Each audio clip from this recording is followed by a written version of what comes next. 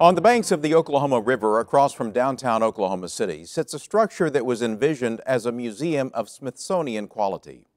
The American Indian Cultural Center and Museum began with the stroke of a pen by then-Governor David Walters 21 years ago.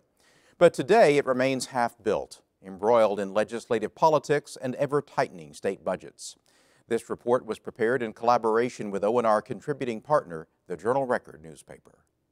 More than 100 million tax dollars have been spent reconditioning the land and beginning construction on the American Indian Cultural Center and Museum.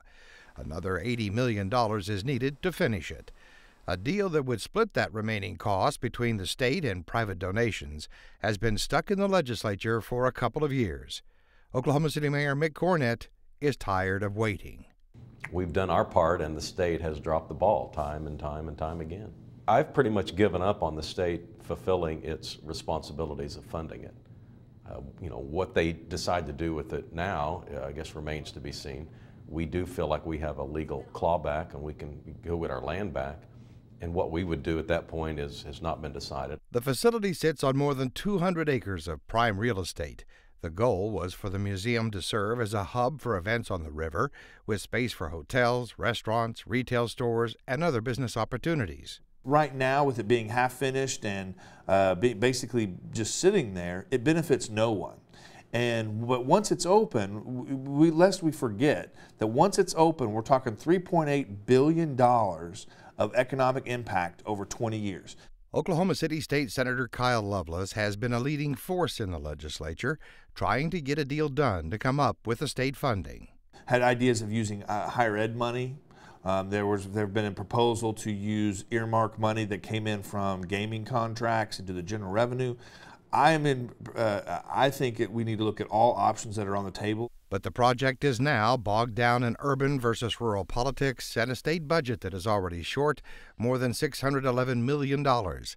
State Senator Patrick Anderson of Enid has his own idea on what to do with the structure.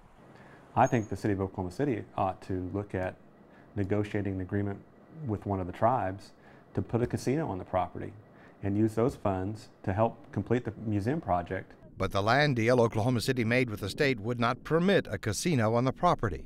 House Minority Leader, Del City State Representative Scott Inman, says Democrats are ready to vote for something that gets the center built. I know there are people out there who would rather just bulldoze it and return the land back to Oklahoma City. That is an unfortunate position because we spent a lot of money, a lot of effort to this point to get it to where it is, and that would be really a misuse of the state's tax dollars. And like Oklahoma City Mayor Mick Cornett, Representative Inman is losing hope that anything will get done to save the project. The chances are pretty slim. I mean, I just don't see the enthusiasm for it. I don't see the desire to get it done from the leadership. Blake Wade took over as executive director of the state agency in charge of the American Indian Cultural Center and Museum 4 years ago. He still has hope, based in large part on Oklahoma Speaker of the House Jeff Hickman of Fairview. We've done everything we're supposed to do in order to be in the appropriation request. We're particularly delighted that Speaker Hickman his staff has taken a tremendous amount of time to get educated on this project. Representative Hickman is the 11th Speaker of the House to face this project. He is determined to put before House Republicans this year some sort of deal that would come up with the state's $40 million share. That's my preference, is to get an ending to the story so that this doesn't get passed off to a 12th Speaker of the House to have to deal with. Speaker Hickman bristles at the suggestion that political issues are blocking completion. There's not a block, there's not a problem. We just haven't, again, gathered all the information up to give to our members so they can make informed decisions on some possible solutions this year. On the other side of the state capitol, Senate leaders say they are waiting to see what the House does, frustrated with previous attempts to create a solution that ended up dying in the House. But there is one thing senators do want in any deal that comes their way. Senator Clark Jolly of Edmond is chairman of the powerful Senate Appropriations Committee. A plan that shows that the state would not be responsible for ongoing operation and that it would be self-sustaining, self-sufficient, is a key for many members of the Senate. Chickasaw Nation Governor Bill Anatubby is chairman of the board for the state agency that was created to run the cultural center. He says its goal is to be self-sufficient. But there is a plan for the cultural center to be self-sustaining and would not require any outside or state funding. But for that to happen, Governor Anatubby says the state has to finish its share of the financing. At the Cherokee National Headquarters, the mood is like many others, waiting to see what comes out of the House of Representatives. Chuck Hoskin Jr. is Secretary of State for the Cherokee Nation. It is a state project, and they have to figure out a way to get this thing finished.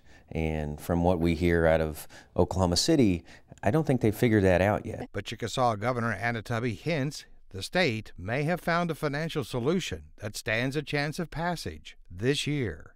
The House of Representatives, with the leadership of Speaker Hickman, has worked hard to try to come up with a solution, and I'm confident that they will come to conclusion about what maybe we need to do.